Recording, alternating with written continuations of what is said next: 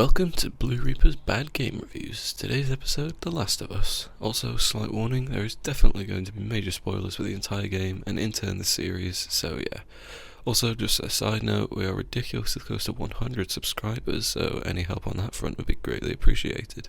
Also, just as one more quick note, I've divided this episode into two parts, story and gameplay.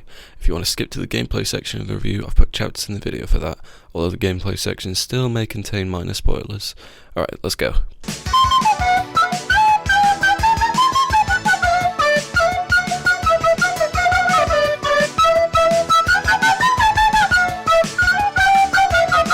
It's no secret that The Last of Us is often referred to as a great game. It was released in 2013 alongside other extremely well-received games such as GTA 5 and Bioshock Infinite, and is often said to be one of the greatest staples of gaming. You start out in Texas where we meet our protagonist, Joel, but not too long after we learn that a zombie apocalypse is breaking out. Uh-oh. Joel doesn't like this, so decides to bugger off because he's got a daughter to protect. Goddamn. Oh, she's dead. We then get a big old time skip when we meet Joel's associate? Friend? Girlfriend? Tess. Tess got attacked by a couple of meanies sent by another meanie named Robert and doesn't think that's very nice, so decides to tell Joel in hopes of getting him kicked out of school. And by that I mean Robert nicked their guns and sold them to a bunch of bugs for ration cards. They kill him. One of the bugs that got all the weapons says hi to Joel and asks him for a little favour. What's the favour, you may be wondering? Oh, nothing important, just take this random 14-year-old girl named Ellie to a group of even more bugs. Wait a second, she got numbed. Wait a second, she's immune. Wait a second, Tess got numbed. Oh shit, Tess is dead. Since Tess is infected, she sacrifices herself to get Joel and Ellie out of the Capitol building, which Joel doesn't like. They get attacked somewhere along the road, and after overcoming a bit of a roadblock, they meet Henry and his brother Sam, who are also survivors. Joel and Henry want to bugger off, so they decide to, but uh-oh, someone was hungry and Sam was on the menu. After Sam got rated as a 1-star meal, Henry kills him, and then himself. Finally, we're here in Wyoming with Tommy. Yay! Joel tells Tommy what's going on and tells him to take Ellie to the Fireflies because he wants to go to bed. Oh, by the way, the reason they want to get to the Fireflies is for a vaccine. Tommy doesn't feel like it, so he just offers a little bit of help. Okay, where's Ellie?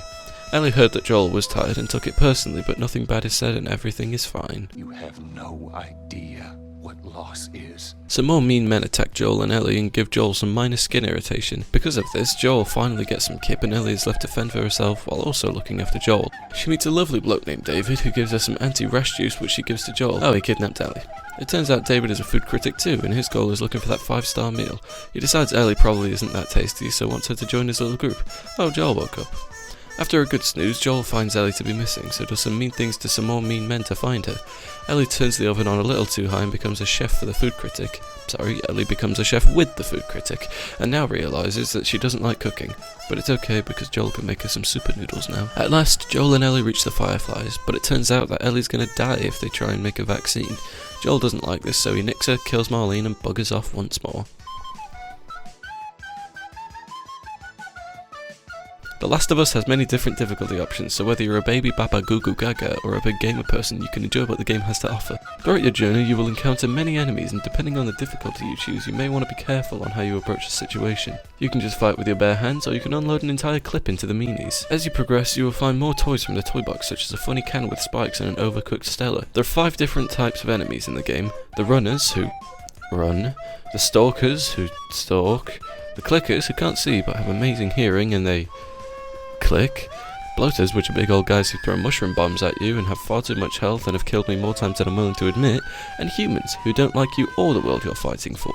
In short, The Last of Us is an emotional story with amazing gameplay and it's hard to find fault in it. There are even a ton of collectibles which you can find throughout your journey, which admittedly can be annoying or tedious in some cases, but if you're more a completionist type, you can look for them all. Once again, The Last of Us is a staple of gaming and it's easy to see why, so if you're interested, I'd highly recommend it. And this has been episode 2 of BlueReaper's Bad Game Reviews. This one came out a lot faster because the support on the last one was absolutely amazing, so thank you all for that. As always, if you want to see me review another game, leave a comment. If you enjoyed the video, please leave a like, and if you want to see more of these, subscribe. And once again, thanks for watching.